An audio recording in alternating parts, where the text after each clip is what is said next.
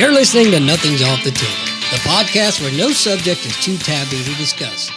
Now, please welcome your hosts, Andy Barker and Drew Del Pree.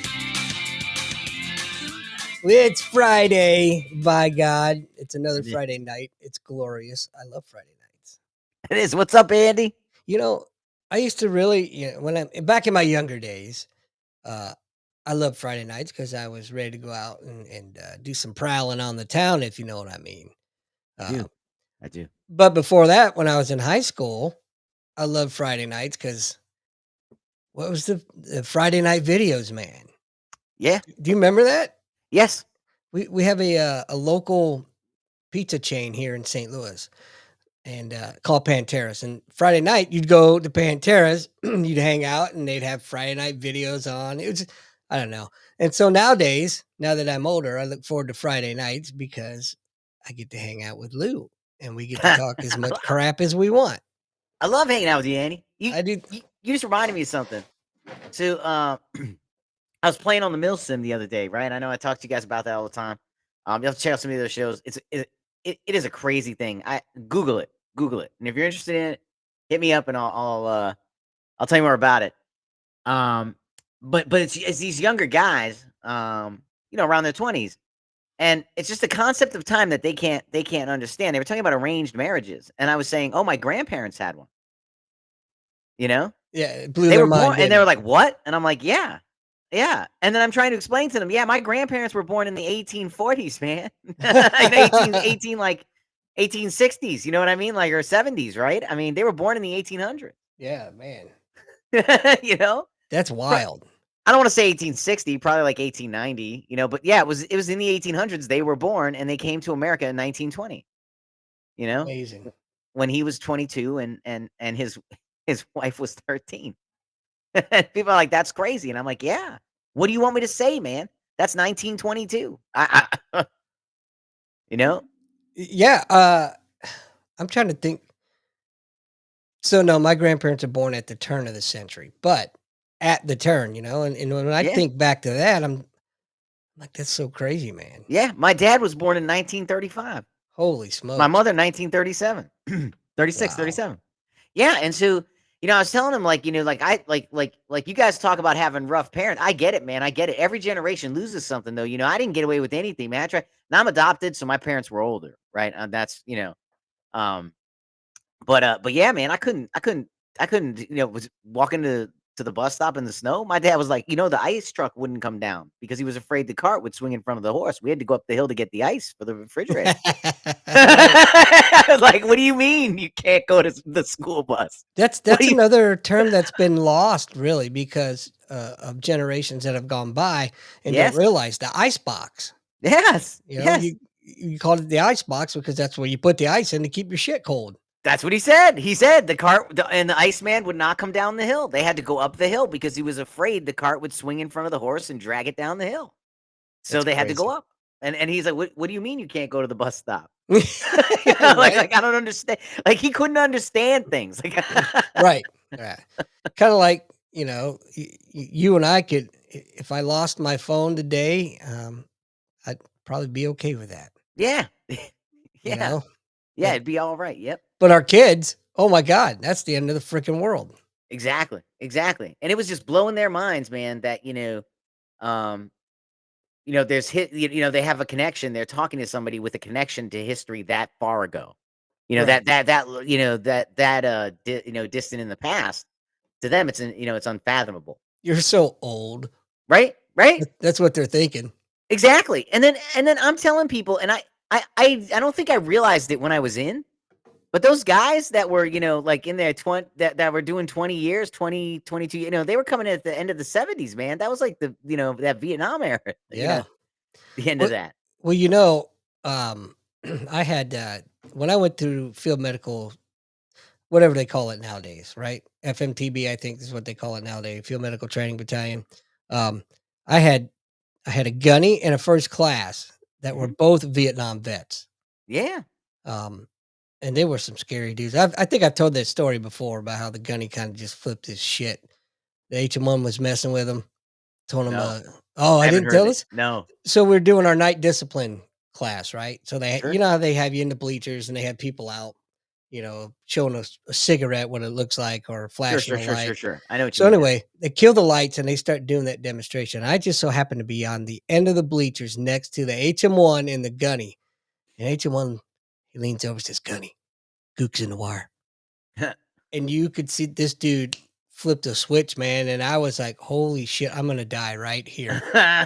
I was scared for my life, man. And the HM1, he's just laughing his ass off, right? He thought it was the funniest thing in the world. Looking back, it's pretty funny. Sure. But at the time it wasn't so funny. No, no. And you can see that, man, like, when some of those guys, I had an opportunity to talk to, um I had an opportunity to talk to somebody who was on the Cole, and Oh, when they talk about it, man, um, you could just see them go back in time, and you're yeah. like, "Hey, come on back, man. You're all right. No, come on back, bro. Come on." You know what's They funny? relive it because, the Cole happened, What up, Rick? gosh, you'll have to correct my date. Was it 1992 or something? No, it was 99. 99 or 99 or something? Yeah, but it was 99 or 2000. okay, but we were not even thinking about PTSD or anything or wartime stuff like that, right? You know what I'm Right. saying? A lot of that stuff was not being thought about. Now you got me thinking, what happened in 1992? Anyway, so they didn't get a lot of the treatment that a lot of the soldiers and sailors got when the war kicked off in '01, and then the Iraq invasion in '02. Um, so not their fault, is what I wanna say. But yeah, you talk to a lot of guys who were on the Cole, who didn't get the services that a lot of the other people get, and you could see, like, what you're Oh, yeah. talking about. Like, I saw the gunny. Like, you see that look in people's eyes when they start to go back in time and just Yep. start reliving it, and you're like, "Hey, bud, come on Yeah. back, man. We're Yeah, it's we're it's good, man. Come on scary, back." man. Oddly enough, I was the baby dog of Cliff Mosier, who was the IDC on the Cole when it got hit. Okay. So, man, it did a number on him. Oh, yeah. Whoa. Oh, yeah. He's not the same person.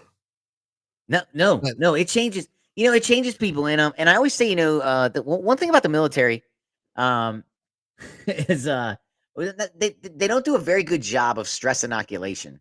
right. And if you're fortunate enough to have a leader, which I think I was, I was fortunate enough to have several leaders who I think, inoculated me against the stress, as best they can, right? I mean, nobody can really prepare you for your first time seeing the machine, and man, is it a machine? It is just if you ever have that opportunity to see the war machine, um, Yeah, and skip it.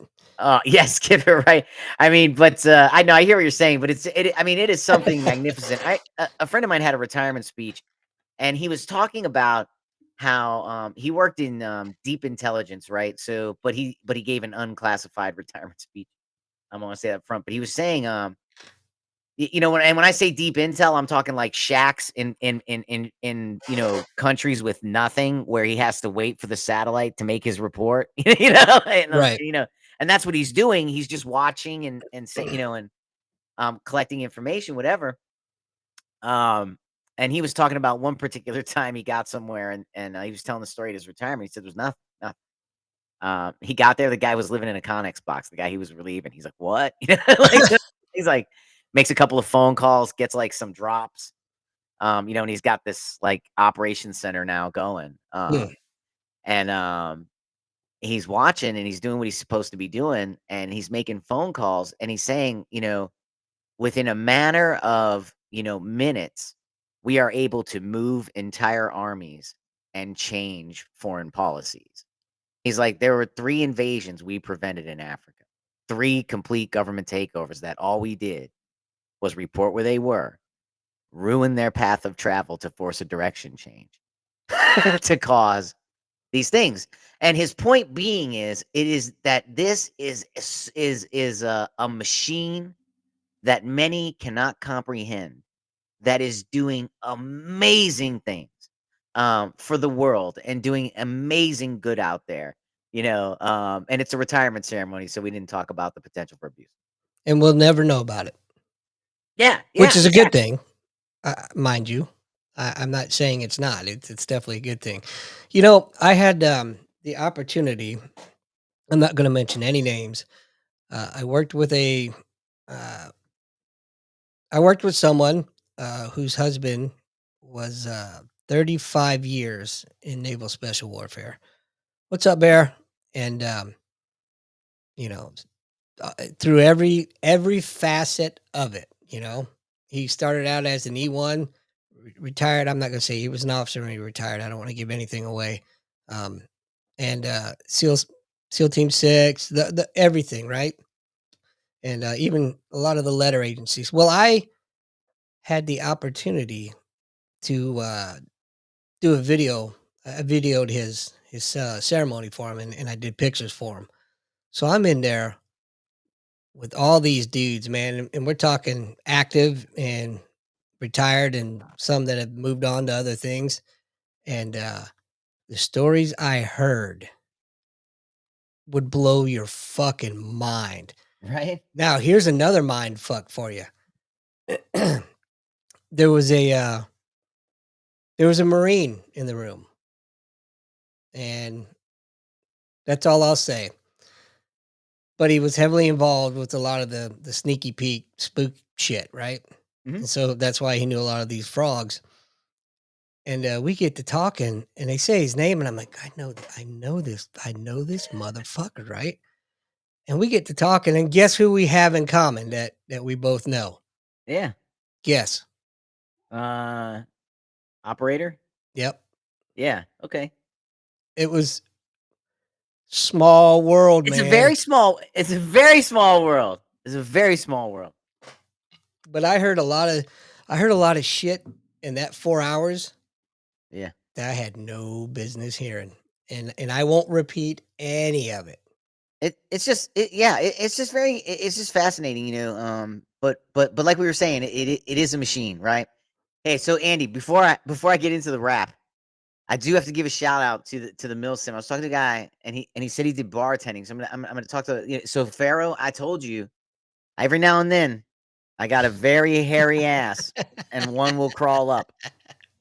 So I love it. I practiced. I practiced with dummy bottles. I thought, oh man, wouldn't it be cool if I just busted out cocktail skills like in like just grab like at somebody's house, just picked up their bottle and was just like over in the corner, like I didn't like, you know. Just randomly out of the blue. Yeah, so that was a great idea I had until about the third time it hit my foot, and then they've been under the desk ever since, laying flat so as not to even fall. But it's so that's pretty much where they go. But I'm telling you, man, I'm telling you, if I say it there, I live it here.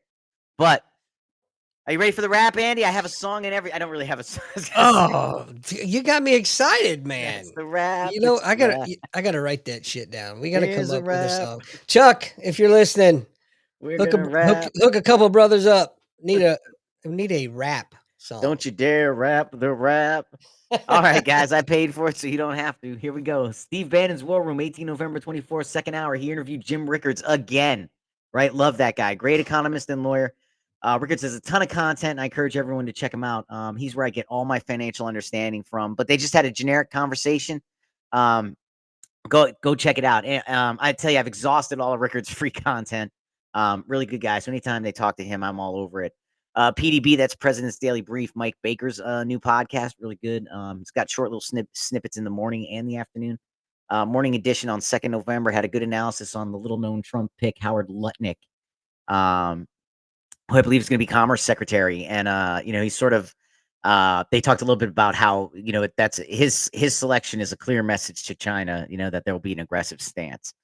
So they had a really good conversation about that, right? Charlie Kirk, 20th November, his first hour, he talked about being in the room during vetting with the president's questions. And again, so if you're not familiar with that name, he's one of the new guys on the block, founder of Turning Point USA. And just, I mean, basically, instrumental part of helping Trump win the White House with what they did over there. He's I mean, actually been just around great guy. for a little bit. Yeah. Might be Yeah, new to he's been you, around. I but mean, he's yeah, but like they're really coming to prominence. Like right, really, really made a name for themselves and really made their bones in this election. for sure. Um, with a lot of what they did. I mean, wow, is it amazing? And they're down there. Um, they're down there at Mar-a-Lago camping out, man. Just having access, right there with the team. And so he's got some really great, on the ground stuff. He's watching what's going on, and he shared with his listeners. You want to hear for yourself a lot of what's going on in the vetting and how they're really narrowing down people who are with the Trump agenda and understand the mandate the American people sent. And he shared a couple of things. I'll share two of them with you. He said one of the questions they're asking is, what was your favorite policy from Trump's first term and why? So they're getting on there. And do you share Trump's worldview? Exactly which part?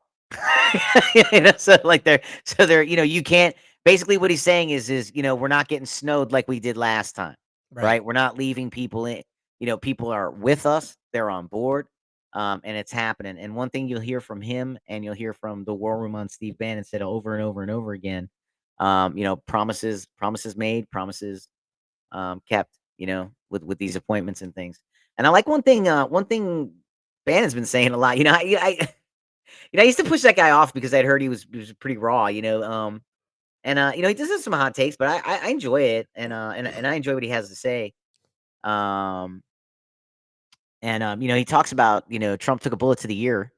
He took a bullet to the ear and got a mandate election 2 months later. He gets who he nominates. He gets who he nominates. Yeah. And the guy took a bullet to whoever he nominates. Promises kept are promises are being kept. All right, and then Steve Day Show Friday Hour 1, the Dace Group issue 2 or 3 was the Rosa Parks and Bathrooms Nancy Mace, right? And how she's singing that bill up on the House, right? But the take was definitely a deeper look. I'd take a listen to that one too. They talked about is she the best messenger and how actually, we need to do some evangelizing in the Republican Party too. Like, hey, we'll Right. take it, but she needs work too. Oh So yeah. really good analysis and thought on her. And that's a wrap. Most interesting podcast moments that I had out of what I listened to this week. Excellent. Man, we do need to get a song. I'm really liking this segment a lot, actually. I really am. Well, good. I'm glad. Um, I try. I listen to him. I do. I know it sounds crazy, but I do get in about 4 hours a day. And I have a nice. I settled into a nice rotation. And yeah, I mean, it's just a nice way to share it.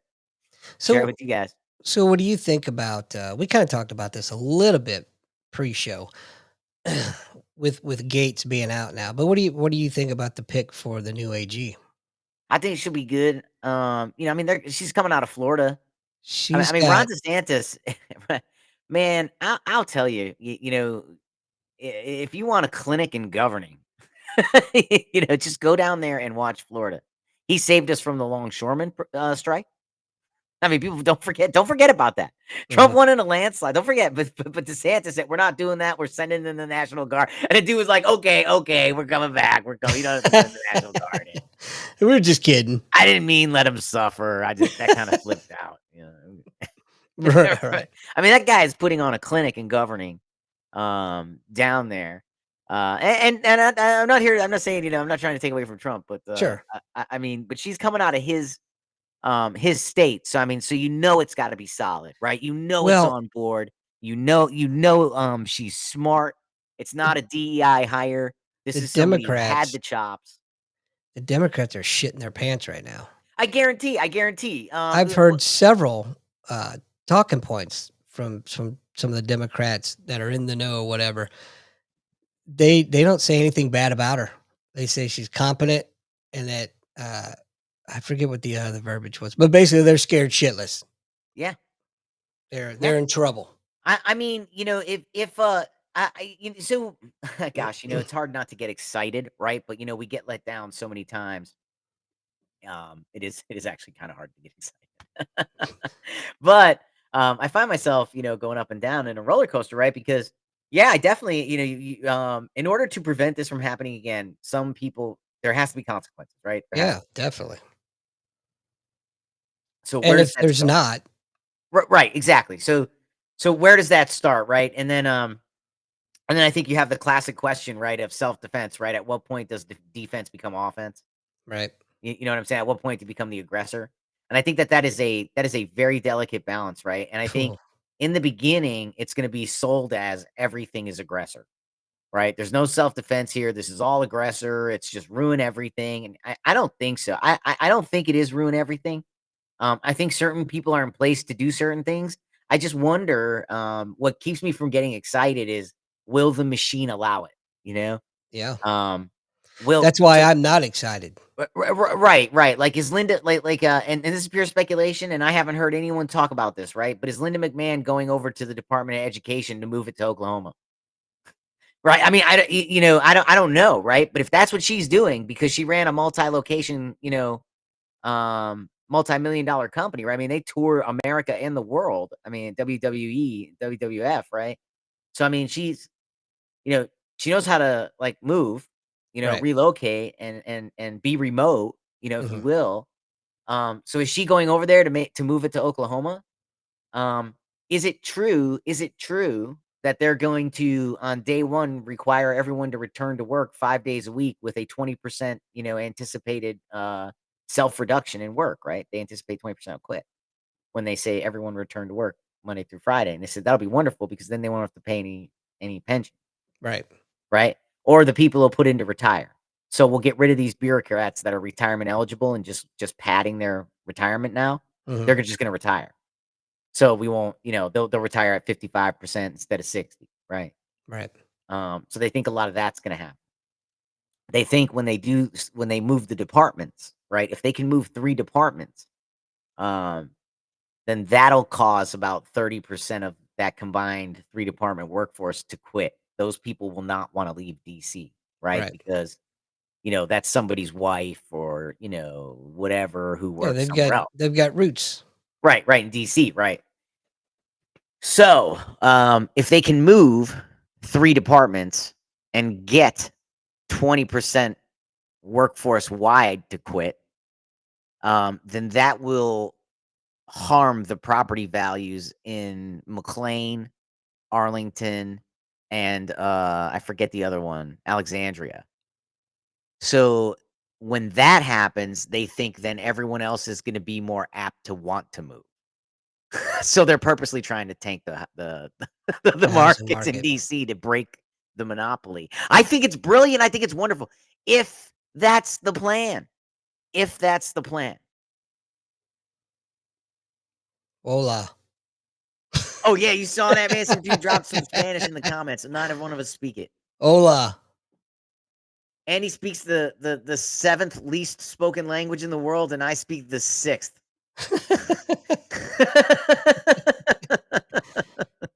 Oh, well. I would have Um, been better off learning Chinese, but right? it was too hard. Right?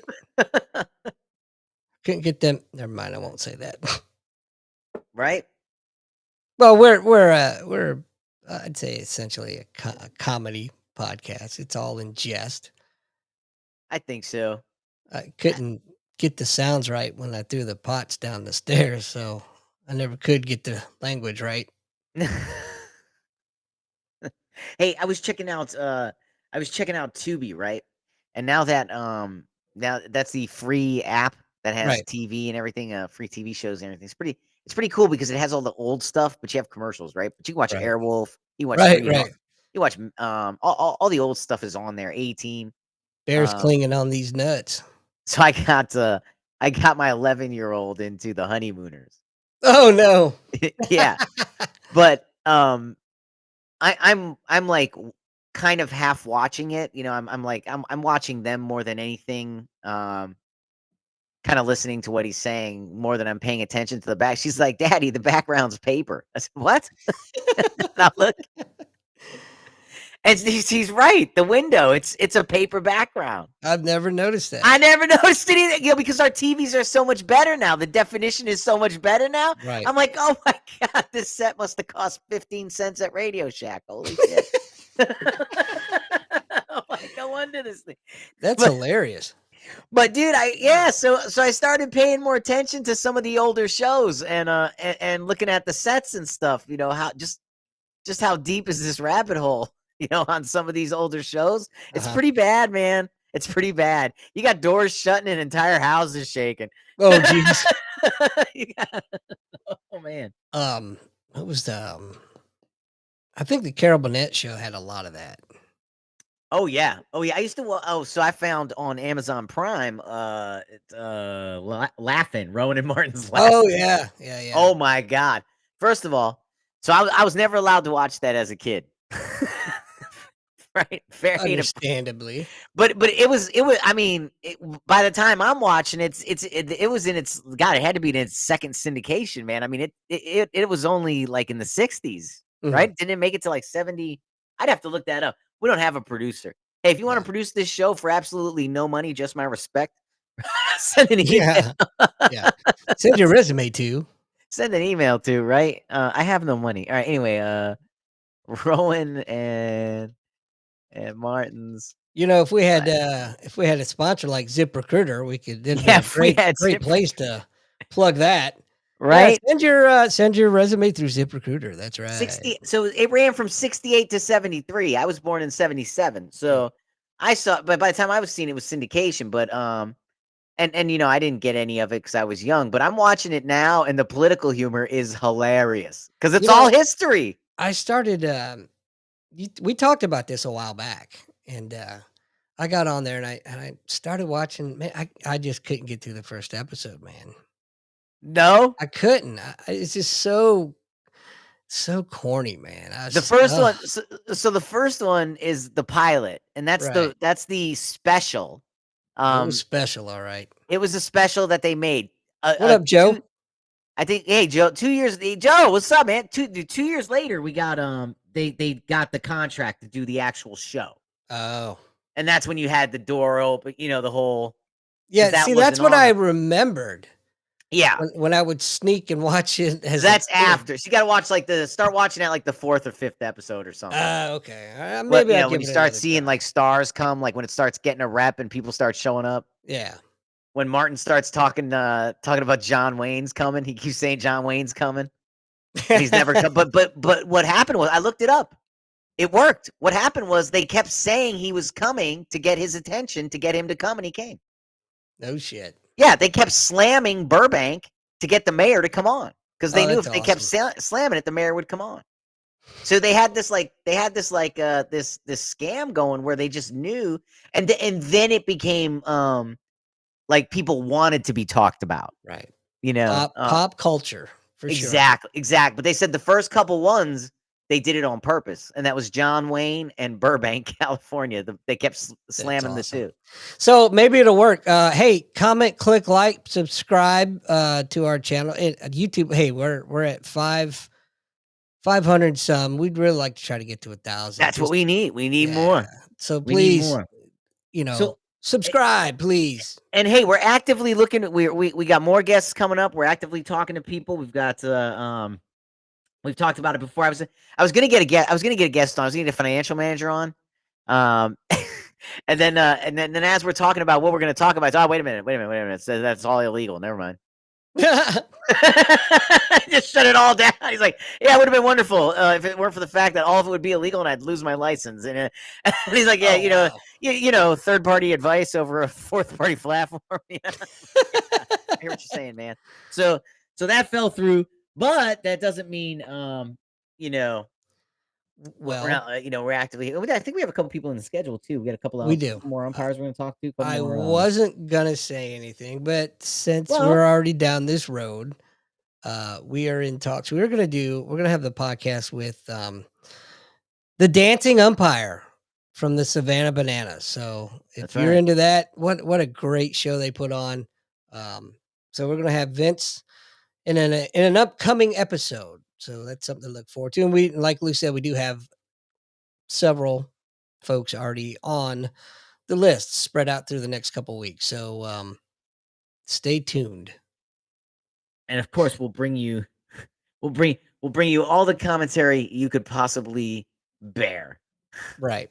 Now we appeared on what was the name of that podcast where we reviewed the fourth kind? Yeah. I never can remember it. Actually, I could tell you right here in just a Dag second. nabbit. Anyway, we reviewed that movie, The Fourth Kind. It's the abyss. Look, something the abyss. The Abyss. Angela Does Horror. That's what it's called. No, I didn't. Whoa, hey, how you doing? Well, you keep talking, I'll look it up. I'm gonna find it because now Yeah, it's so driving me crazy. yeah, so it's got this movie. It's a pretty interesting movie. It's got a scandal around it at the time because of how it was marketed. As a faction movie. I don't know if you've heard those types of. That's a new term that's come out now, particularly in literature. Faction, right? So what's faction? Like, well, we know George Washington crossed the Potomac, right? But the faction part is, man, that dude turned to the guy next to him and was like, "This motherfucking cold. I'm trying to go home." Like Right. nobody was there for the conversations that took place. Nobody knows what the conversations were, right? So the faction portion of it is when you try to look at their personalities, look at their writings, and try to extrapolate what might have been said at this time under these conditions based off what we know of him previously. And so, people write books on that, telling stories. I think Glenn Beck did two books on it. Um, Gosh, I have to look at it. They're both very, very good, like stories of Walt Disney, things like that, where the story of Desilu Productions, where he had that stuff, and all of those things. So it was an interesting sort of concept that's come along now. This sort of faction that you're seeing being produced, and It is a cool concept.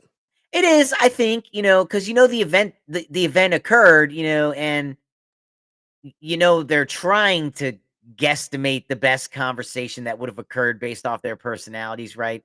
Um, like Edison versus Tesla. Tesla and things like that. You Discussions in the patent room and you thing. know what's It's interesting. funny is that soldiers and sailors and Marines, the times may have changed, but the attitudes don't. So No, some of them conversations. We already know some of the conversations that were going on. absolutely, and human beings, right? All right, we're talking about human nature and conversations and sharing information. I've been going through the Rosicrucians and their secret rites and ceremonies. A very interesting secret society, right? And you've heard me say it before, right? It's one of the ones that was actually able to keep its inner circle secret, right? It's based off of like three books. They've only found like two, which is how they know. And anyway, and then like I said, there's a lot around it, right? So Mhm. that's why I'm fascinated by it, and I'm trying to untangle it. So they're talking about the Rosicrucians' belief on fire and what they've written about fire, right? And these are Fire, Christians now. It's a fire, Christian fire. secret sect, right? Yes, yeah, yeah. And they're talking about fire and what the guy point and they add commentary after, right? The ceremony or the writing about it. And the commentary after was, there's no real science here. And all you've ever seen fire do is destroy, right? And then after it has destroyed, there is creation immediately. He's right. So they're taking from the fire worshipers and all these other people, and they're looking at this stuff and they're looking at fire and they're going, there's gotta be something godly in here. He's like, and that's where you find these ceremonies all having fire at the center. Just a very, very ancient symbol from the time of the first people who thought there were gods. Well, the burning bush.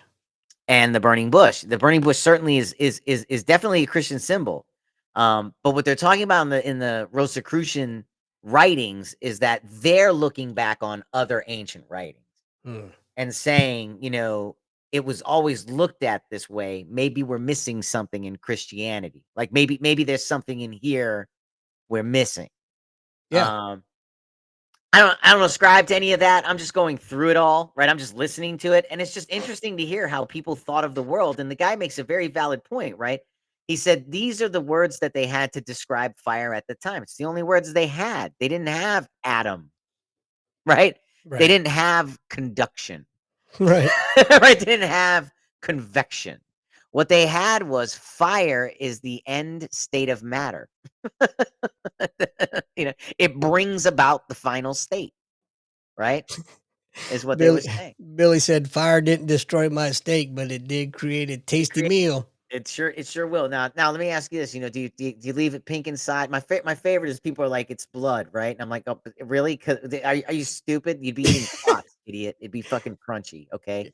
Yeah. All right? There's prothrombin in cow blood too, all right? Okay, you'd be then think about that. If that was blood, you'd be okay? So that it'd be caught in your teeth. You'd be like, "Hey, you got a little Right, scab in your teeth. You're right, eating right. steak, you're eating hamburger, you got a little scab in your teeth." It's disgusting, isn't it, thinking about it? It's they figured out a long time ago, people don't like to buy gray looking meat. Yeah, Okay, just letting you yeah. know. What's in it? I have no idea. I honestly, I have no idea what makes it look pink. I have no idea. Not only do I not know, I really don't give a shit because it's Right, hasty. right. I am a full-fledged member of PETA, by the Eating. way. Yes, Yes, people eating tasty animals. absolutely. 1000%. They got their headquarters right at Norfolk. They used to do the fishing tournament right Oh, outside their yeah. building. Remember that? The Yep. 2 morning guys, I forget their name, the Oh, goofballs in god, the morning. Tommy and Rumble. Tommy and Rumble, that's right. The one guy, yeah, the one guy, didn't the one guy get fired for saying Yeah. Trash Mountain was leaking or something? Yeah. I I f forget, I think it was, Tommy. I don't remember which I one. don't know. Yeah, but Tommy and Rumble in the morning. That's right. Yep. Tommy and Rumble in the morning. I forgot. S Used to listen to them all the time. Hey, Everybody knows them in Norfolk. yeah, Joe texted me, he said he's got a story about an HM he wants to share, so He should if you're come still on. listening, call in, Yeah, or Joe, call in. better yet, if you want, if you really want, I'll send you a link real quick, and you can jump on live if you Send him want. the link. Yeah, I'll send you the link. Send him Hey, the why send don't him I the send you link. the link? Send him the link. Hey, send me your email address real quick. Seriously, so I'll send you the link. So Um, go ahead. yeah. So we were talking about some. So anyway, we are talking. When I was talking about the to the financial guy, we were saying about coming out here. And I'm not saying anything he was talking about. He talks about things that are way beyond me, way above my head. Um, but I did sit in a presentation talking about some savings accounts for a couple of nonprofits I belong to. And the investment bank that we use presented to us and said they anticipate some deep regulation cut when the Trump administration comes online Hmm, in technology, energy, and exploration, I think, or something else. But they're expecting heavy cuts to regulation. Oh, really? and banking, and banking. He said they're going to unleash some of the banking so a lot of these smaller banks can do more. They're gonna Hmm, Yeah, they're gonna try to decentralize a lot of it and let these smaller banks do more again. Um, good luck. so what he was saying was, we and others like us are aggressively positioning to pursue these new market opportunities and expansions, and we will be applying that to your portfolios as well. Hmm, So I know everyone is freaking out on social media. I'm just telling you what the investment banker told our nonprofit that and he's a member of it, right? So if our nonprofit tanks, he's screwed too. Like right. his name's the first to get buried, right? Right. He's So heavily invested in more yes, than yeah, just yeah. So money. he would not be doing that. He would not be telling us this if it were not true, right? Because I know people hear investment banker bad. Not true. Um, Not but always. yeah, human being bad with Yeah. title investment banker. But so with banks poised to aggressively invest in these markets, uh, yeah, I mean, I think we're looking at a nice economic boom coming soon. It'd be nice, wouldn't it? I think so. I think things are going to be expensive. I think they'll stay expensive. I think they'll stay expensive for two reasons. And Rickards, who I love, wrote a book on this. Um, I had to. I have to get you the title for it. But it was about the supply chain and what COVID did to the supply chain and how it's not recovering and things that need to be done. But he also offered a map for the future, and his map for the future was you see how disrupted things got when a bat, I mean, whatever, yeah, when a bat flew 12 miles and dropped a growler in a pot that someone ate in soup and gave us the Black Plague of 2020. If you believe that a bat flew Right. 12. Okay, so if you buy that, okay. Uh, I'd buy that for $1. I get it's so ridiculous when you say it out loud, man. Like, and people were canceled for that crap, man. Yep. You still get canceled for that, man. You still get canceled for Can't cancel me. that. I don't know. It was just funny, man. Anyway, wait, what was I saying? I got distracted by the bat. You were talking about the financial. We're gonna have. He was saying he laid out a plan. Um, Yeah, well, anyway, I he don't did know. lay out a plan to invest in technology and all that other stuff. You know, Hmm. it was a What long was it? story that was going nowhere anyway. It was better to Excellent. end where we did. Oh, all right. So, about them bats. You ever eat bat? No, I've I seen them, but I've I never eaten. actually I've seen them have. everywhere, but I've never eaten them. So when I went through uh, jungle environmental survival training in the Philippines, way back in the day, Yeah, we had to eat a bat, and it's fucking gross, man. I bet. It's just yeah, but you'd be surprised what you eat when you're hungry. I had a guy when I did seer, we had a guy catching snakes, man. Yeah. Oh, it's delicious. I wasn't afraid of it, but we had guys that were afraid of it. But by the third night, they weren't. Oh yeah, of course not. They loved it, man. They were like, "Man, I should have tried this the first." I was like, "Yeah, you should have, man." This is the best chicken I ever had. Exactly, exactly. It's like alligator. It tastes like nothing. Yeah. It does. There's no taste to it. It's meat, man. It's not bad. I mean, yeah, a little Yeah, I mean, fried it red, would take on whatever batter you put it in. right? But I Yeah. remember talking to him, and he was like, "Hold on one second, man." And then he like went around the tree and came back, and he's like, "You want to break its neck? All you gotta do is swing it." I was like, "Sure."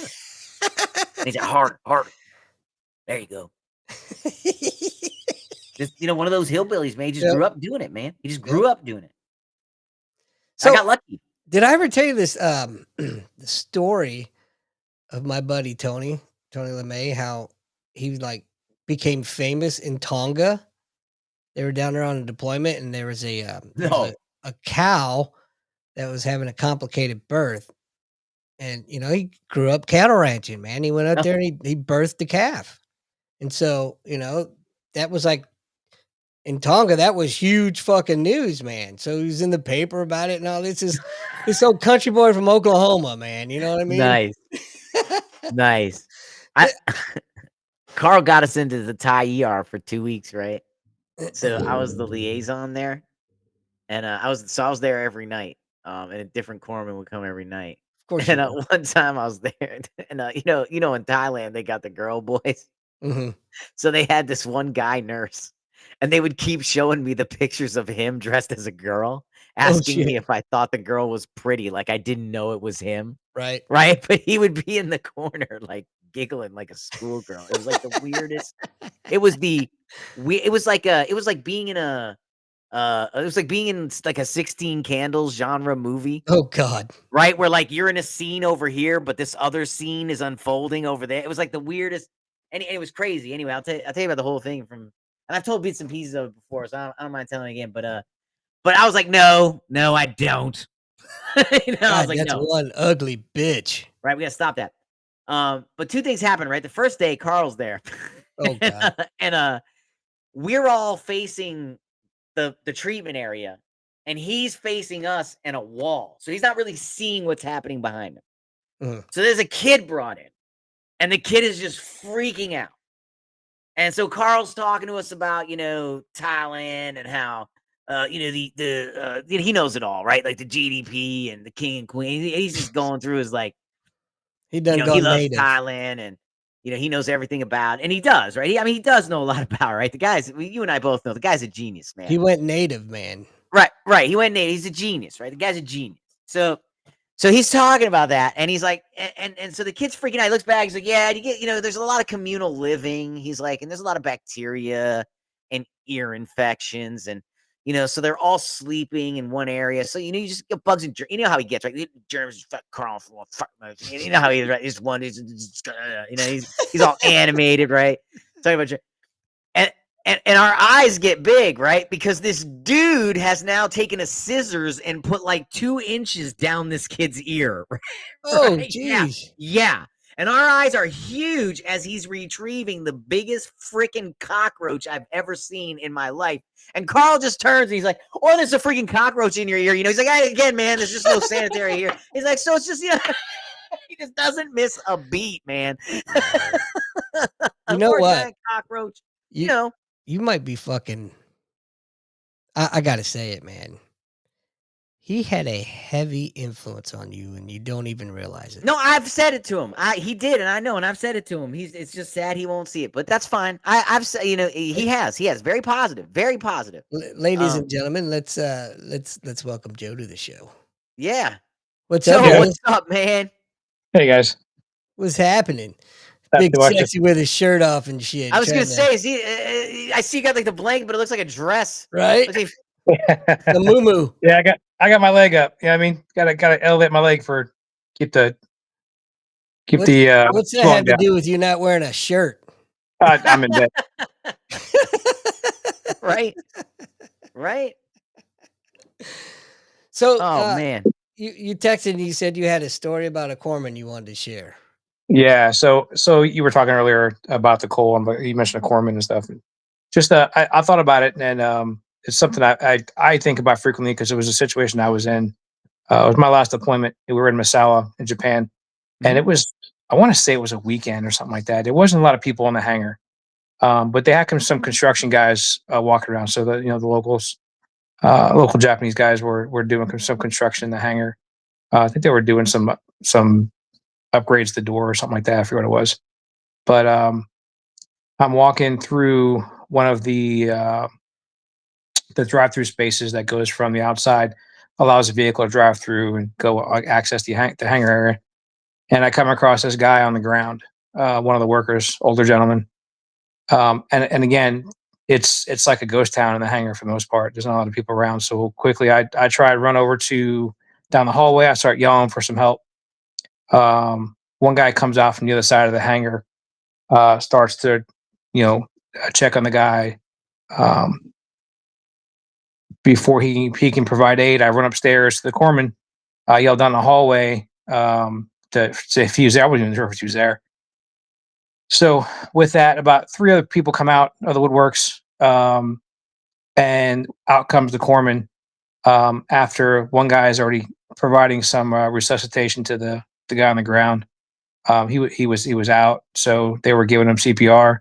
Um, the corpsman jumped in, started giving him CPR, and obviously we're on the radios. We're trying to call for emergency services. We get the door open. He switched off one time with someone else because he was going for a few minutes. Um, So before they were able to get him in the ambulance, they got him on a cart. And I still remember this, and because I'm at the point now where I'm now directing traffic, right? I'm getting people out of the way. I'm Crazy. directing the ambulance over, and the corpsman is on the side of the gurney, standing on this gurney, giving this dude CPR. From the time they put him on the gurney, they rolled it out into the driveway area. They loaded it on the ambulance, and he's still on this thing as they're loading it in and doing CPR the entire time. Um, and they shut the door, and finally, one of the EMT guys is the one that took over for him and just kind of kicked him out of the ambulance, and they drove him over um, to assist if they need, I guess, if needed also. So yeah, I remember this dude. Like I said, he was up on that thing, man, the entire time, and just I could just still picture him on top of this gurney performing Doing CPR CPR. on this Yeah. guy. Um, Unfortunately, the guy didn't make it, Oh man. which was really sucked. It was pretty devastating to the guys that were there because we're just on deployment, everything's going fine, and all of a sudden there's a guy on the ground, and it's not a combat situation. It's just Yeah. you know, It's Misawa. Everyday life, It's yeah, Misawa, unfortunately. man. It's yep. Misawa where they planned Pearl Harbor. Yeah. But that Yeah. corpsman, I'm telling you, man, that corpsman was pretty badass doing that. That's awesome. He was focused, he was locked in, and he did his job to the best of his ability. And not due to any lack of effort did that guy not make it. Yeah, you Yeah. can't save them all, unfortunately, man. Hey, Yep. hey, Joe, I you were in Misawa, right? Yeah. Did you get around that base, the whole base? Um, I got around a pretty good portion of it. Good, good. So, were you able to ever make it out to the scout shack where the Boy Scouts are? Was that on the back side of the flight line? It's on the backside where the hills are cut like carriers. Oh, I never noticed. I don't know if I ever noticed that. I know we went out there, but I also went Yeah. out there and it was snowing too. So So it Joe, so I went out there for summer camp and it was the craziest thing in the world. And I thought like maybe but I could see where like if you're out there for UDP or something, you know, you might not see it. There'd be no reason for you to be out. You know what I mean? Right. right. So but it was the coolest thing and on and off. I'd been in Japan 10 years. I had never been to Misawa except for the Boy Scouts summer camp. And Wow. I went there and I learned two things. Number one, you learn immediately why it's called the land of the rising sun in Misawa. Okay. That sun fucking comes up at 4 a.m., 3:30, 4 a.m. And it fucks those kids up. Okay. All right. You got 8 and 9-year-olds running around like chickens with their heads cut off at 4 Yep. a.m. and they are dying by 2:30. And they still have events and dinner and like they still Yep. gotta cook their own. I mean, this is Boy Scout camp, and they're playing Yeah. flag football at 4:30 in the morning Yep. outside my tent. Anyway, long story longer. One of the troops forgets something, and the guy says, you want to come? I'll show you our scout shack. And I said, sure. So he takes me around. We go up a hill. He says, do you notice anything as we come up here? I said, no.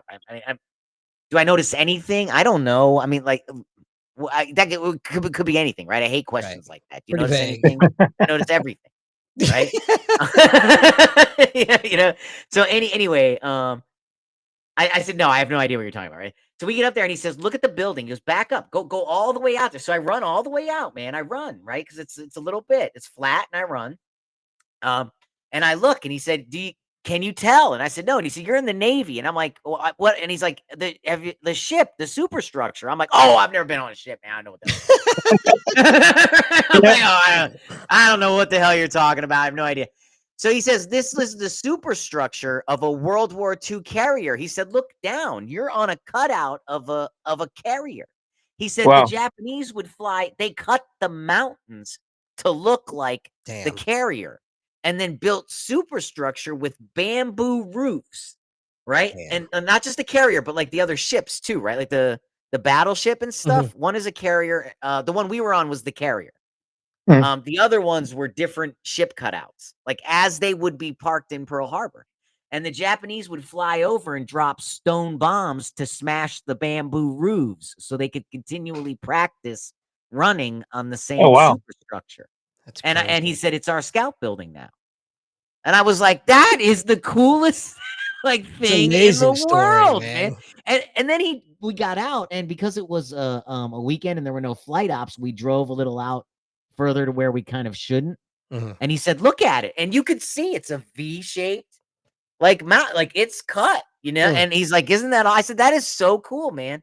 And That's you would wild. Wow. never the So weirdest thing, it was the weirdest piece of history that I got to see traveling around, just well, I don't know, it was random thing, I man. have a story that's kinda well, it's not as cool as that, but, Well, kinda right in Joe's line still on with CPR, man. I just saw it with cut now. Joe, his story kinda we had a we had a code in the ER in Japan one night, and, same thing up on a gurney, just full blown code, and we're about to shock the guy, and, we we had one of the nurses, I'm not gonna mention names because 'cause I'll tell you offline, but anyway, she's up on the gurney, and I'm like, "Hey, you might wanna get down. You might wanna not touch him."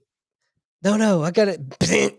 Bitch flew right off the gurney, man. I laughed so fucking hard, That's horrible. completely inappropriately, but Stand clear. damn, that shit was funny, Charging. man.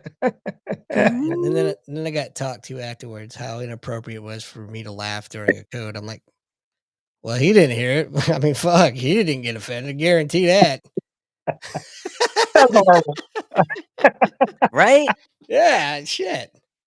I know I've told this one before, right? I'll give you a Japan story real quick, Joe. So I was in Iwakuni. You ever fly down to Iwakuni? No. Okay, so Iwakuni's real small. Like a nookie. Small clinic. It's a Cracker Jack clinic. There's nothing happening there. It's a Cracker Jack clinic. So I'm on duty, and you could see from like where the Marines are in the back, the corpsmen up front. It's just a weird way the clinic is set up. in this one hallway. You could see all the way down to the urgent care entrance. So I'm in the hallway doing absolutely nothing as usual, for harassing people.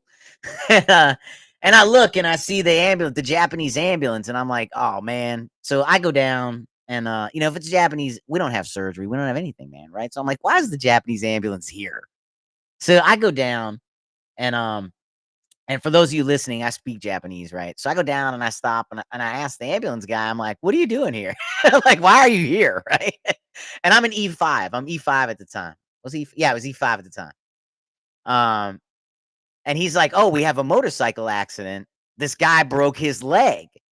And I said, what do you, why would you come here? Right. And he said, well, he's insisting we come here. And I said, oh no, man. I said, open the back. I'll tell him to go. I'll tell him. Right. And he's like, will you? And I said, sure. So he opens the back, and I know the person.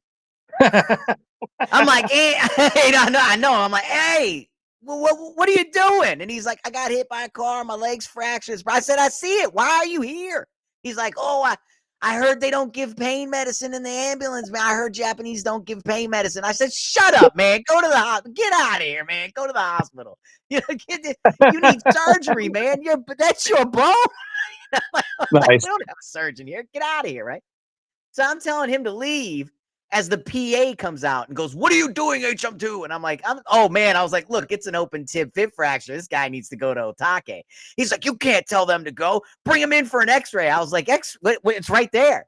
The bone was right there. I was like, I'll tell you, the Japanese had it controlled, right? They had the pneumatic splint. Remember that? The old school pneumatic?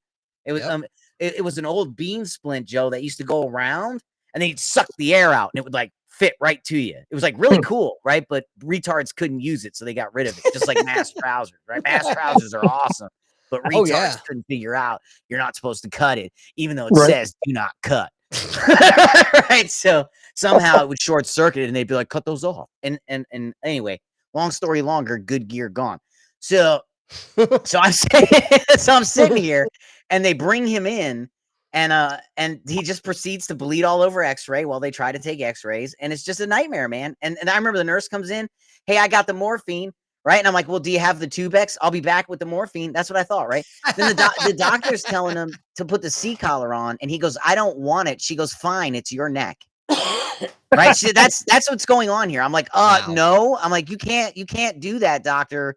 I'm not going to say her name. You have to. And then I look at him. I'm like, you're getting this collar. You understand? Like, why are you being so ridiculous, man? Like, why are you? This is absurd. You should have just went to the hospital. This is all your fault. You know that, right? Like, I'm telling him, right? Like, I'm like, this is all because you wanted pain medicine, Right. But the worst part is after they send him back to Otake, right? Meanwhile, me and the Japanese ambulance drivers were in the hallway watching it because I left after a while. And I told the Japanese driver, stay, because they're gonna call you, right? And he's like, you think? I said, yeah. He's like, I think so too. So he stayed, and of course they were like, hey, he needs to go to Otake. And we were like, So he gets in, they go to Otake, right? Everybody left, man, Joe. Everybody left. There was blood all over the X-ray room. The X-ray tech was like looking like, man. I said, I'll help you, man. Go get a bucket. Yeah, I'll help you. So I stayed and helped him clean up, to add another level, Andy, that Andy will appreciate because Andy knows this guy. I'm telling Carl the story, right? Immediately after, because I can't believe this shit went down. And I'm telling Carl, right? Because he also saw me in the middle of it, right? And he left, right? Because again, Carl's a genius. He knows to leave, right? And right. So I'm telling him the story. Nope, he's like, not going down that way. He goes, I keep waiting for the part where you tell me I'm leaving because this is a fucking lawsuit. But I'm guessing you never said that. So I'm going to tell you this right now, Petty Officer Delpreet. About 10 sentences ago, you should have said this is a fucking lawsuit and walked out of there. Don't ever be in that room when that's going on ever again. Ever. That is a lawsuit. But nice. It's insane, man. You're right. Wild stuff happens, and it happens when you least expect it. And it's not and I think you'll appreciate this, Joe. And I want to thank you for telling your story. I know I didn't make it, but I want to thank you for telling your story. It's my belief Every veteran has a story, and Andy hears me say this 1,000 times. Every veteran has a story. It's not that I don't want to tell it. It's just that there's not a common frame of reference for me to tell it to. You have to have a common frame of reference, man, or you're not going to laugh at the same parts. You're Right. not gonna, it's not going to make sense, and you're going to judge me. Yeah, And then I'm going to judge you, and then we're not going to get along. that's right. Real quick, before we get out of here, I had to tell you this. I don't remember if I ever told you, Lou. We had a kid worked in the ER with us. His name was Ross. He was Yeah. half Japanese. Yes. Spoke fluent Yes. Japanese, right? So we get a call that the Japanese ambulance is bringing in one of our sailors, and that he's having chest pain. So Ross is talking to him on the phone. Well, they pull up, right? And I get out there, and the guy comes running in. I don't know what he said because I don't speak Japanese. He's doing this and saying some shit. I'm like, Ross, get out here. And he's like, well, what's going on, Ross? He says, oh, they're doing CPR on him. I'm like, oh, well, we should probably get him out of the ambulance and get him in the trauma bay then, right? So we get him out. Right. And they're pulling the gurney in, and the Japanese dude's on the gurney doing CPR, and Ross's eyes just got like this. I'm like, Ross, get the fucking work, dumbass. And it like snapped him out of it. But man, he was just, it was the funniest shit ever, man. He was funny, man. On the same vein, I got to tell you a quick Ross one, man. We had a guy come in who was wildly inappropriate in the ER. He was a retiree, talking about like how he's having sex with the mom and the daughter. Oh, and he's in the waiting room with the daughter. Oh, Jesus. And it's not his daughter, right? It's the mom's, like, Right, you know, right, like, right, right. but he's just wildly inappropriate, right? He's a Purple Heart recipient.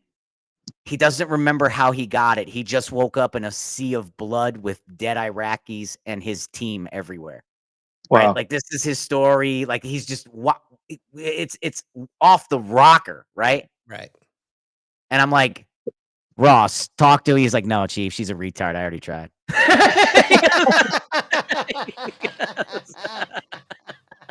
Because I was just gonna say, go see if she's like safe, like her like that. She's a retard. I already tried. I was like, are you serious?